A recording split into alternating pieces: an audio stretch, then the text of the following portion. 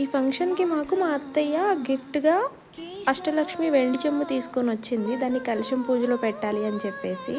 So, కలశం పూజ టైంకి అది కార్‌లో మర్చిపోయారు. మేము ఆ కార్‌లోంచి తీసుకొచ్చే లోపు పంతులు గారు ముహూర్తం దాటిపోతుంది అని చెప్పేసి పూజ స్టార్ట్ చేసేసారు నార్మల్ చెంబు పెట్టి.